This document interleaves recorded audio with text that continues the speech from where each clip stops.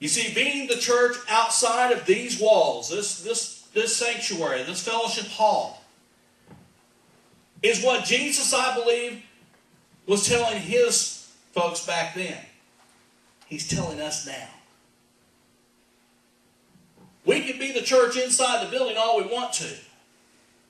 But to share the love and compassion he gives us, we have to share outside the building.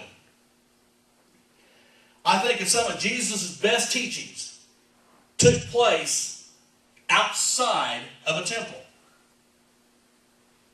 From a boat, he preached to many on a shore. When he went gathering his disciples, he didn't find them in a church building anywhere. He found them out fishing. He found them out walking along the paths. Jesus did his best ministry outside the church. So should we. So should we. Ministry can happen anywhere. Ministry can happen at work. It can happen at home. It can happen talking to your neighbor. It can happen anywhere, even in a grocery store. Just as long as you don't have to pay the $127. It's for the other person. But still, ministry can happen anywhere. I can tell one person, and I'm not going to say who it is, who sends me all these emails about Christian things. And you know what? I usually read all of them. Not because of the content, but who it comes from. What a ministry that provides me, for me. You know, as a pastor, my job is to help motivate you. But this person in turn motivates me. What a blessing that is. What a blessing that is. You see, we all have gifts and talents. Jesus gave us our gifts and talents, and there's many things that we can do to bless other people outside the walls of the church. We're getting ready to start the sewing ministry. I've mentioned this the last couple of weeks during service. And you know, yet it's going to take place here to find people who want to sew. Takes us to do what? Go outside the church. To go outside the walls. It's all about using our gifts and our talents that we have out in the world in the name of Jesus Christ. That's what we're called here to do, is to share our gifts that Jesus gives us. Michelle Attaway was a young lady who moved in with her boyfriend, Jay. Now, I got to tell you, this isn't the kind of life that would be good, but it was a life of drugs and partying. And she assumed that Jay's parents would turn their back on them in disgust. But guess what? Exactly opposite thing happened. Jay and Michelle were invited over for dinner. And she writes about the events that followed. She says, "It was incredulous because I knew that Jay's parents were what they would call normal people.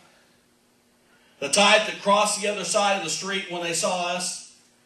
Not only that, but Jay had told me that they were very religious. Yet, sure enough, when we were invited to dinner, and the thought of a good meal did eventually convince me to go. And to my surprise, Jay's parents welcomed us warmly into their home. As we sat down to eat, I was painfully aware that my appearance, the torn clothing, the tattoos, and a dozen body piercings clashed with the elegant, decorated table that was there. Yet as folks treated us with friendly respect, even asking whether we wanted to play Scrabble afterwards, I was bewildered by their kindness. Over the next few months, Jay's mom continued to contact us. Sometimes she brought by a sack of groceries. Other times she wrote letters and quoted Bible verses, saying she was praying for us. We'd read the letters aloud to our family and have a good laugh. Your mom must be crazy, knowing the life we live and what she's doing. She must be crazy. But the laughter couldn't mask the emphasis that she felt inside. And our lifestyle of partying and drug use only got worse. Once, after a week-long drug party, Jay and I became aware of spiritual darkness in our lives. We were very scared and called his parents, who immediately came over with their pastor and some friends. Though we fully expected to receive criticism and disapproval, these church people simply stepped over the trash on the floor, looked past the ugly death and skull posters on the wall. They even had a black paper bag hanging from the ceiling. They shoved aside all the drug paraphernalia and began counseling us and praying for us. I was deeply touched by their love and acceptance, and I'd been stuck in a downward spiral of depression and despair. And when I heard that God could give me a brand new life through Jesus Christ, I bowed my head and turned everything over to Him. Equally moved, Jay prayed as well. And from that moment, we knew that our lives needed changed. Realized it wasn't right for us to be living together outside of marriage. Jay proposed to me and that very day. After a hippie-style wedding, she says, outdoors and barefooted, Jay and I began attending my in-laws' church. I noticed a sharp contrast between our untrustworthy friends and the reliable love of the church members. That was the kind of love that I wanted to receive and to show towards others.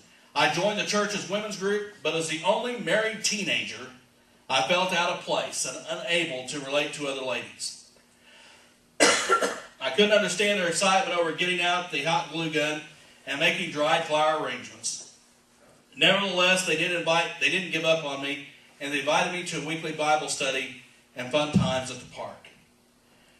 Nearly every day, Jay and I were gifted from some form of love and acceptance from our fellow church members. As they struggle financially, they find anonymous checks in the mail or sacks of food on the doorsteps. Once a new set of soft flannel sheets actually turned on up on our front porch, she says.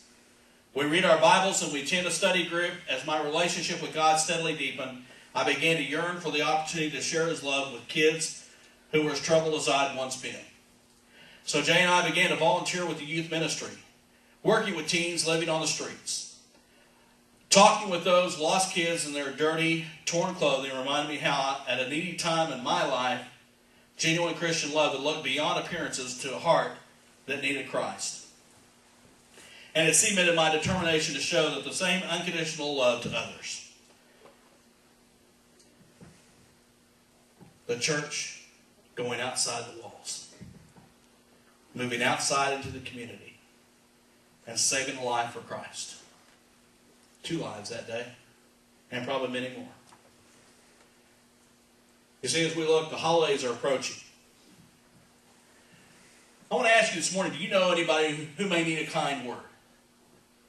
Who may need a kind word, who might need a little encouragement, maybe even a little love and attention, maybe a card, a note, an email, even in these days. Believe it or not, all that is ministry. It's ministry outside the church. A ministry we're called to do each and every day of our lives. I was just thinking about all the kids we had up here today. It's amazing, isn't it? Don't we give thanks for our children? This couple didn't give up on their children. And they were able to save their lives. Even clean up their messes. Right, Stephanie?